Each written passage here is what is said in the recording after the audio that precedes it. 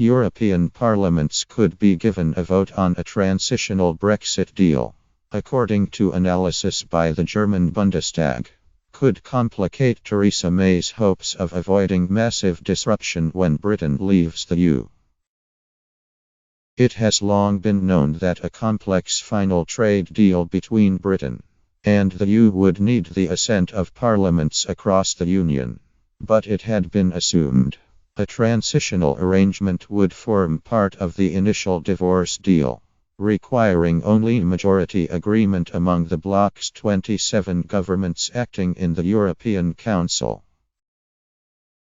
The Bundestag analysis, however, suggests that an interim arrangement to smooth the path between divorce and a future trade deal could also be subject to approval by at least 38 parliaments, including regional assemblies and upper houses, if it strays into areas that are national rather than EU matters. While the European Commission has the power to negotiate trade agreements with the rest of the world and manage the rules governing the EU single market, Brussels is expected to give member states a say if these agreements touch on employment, social and environmental protections. According to a document seen by Politico, the analysis says, if the transitional deal is being loaded up with competencies of the member states, this would turn it into a mixed agreement, affecting both EU and national legislation, which would require unanimity in the European Council and the ratification of all member states for it to be sealed. The report emerged just hours.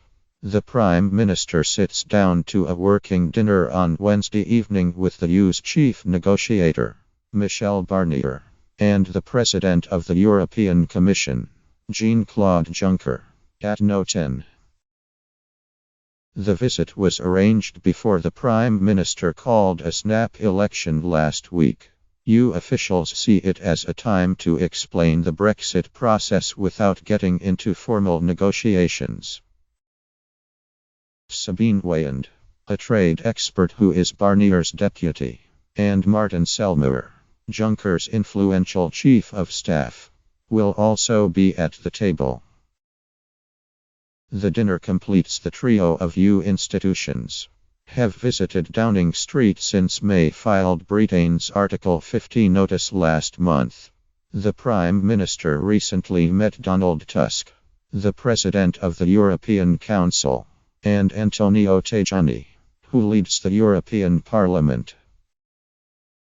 The Commission has said talks will not begin until a new British government is in office after 8 June. European Affairs Ministers meeting in Luxembourg without Britain on Thursday will fine-tune the EU's negotiating guidelines before the Union's first official Brexit summit on Saturday. EU sources are not expecting significant changes to the document drafted by Tusk's officials.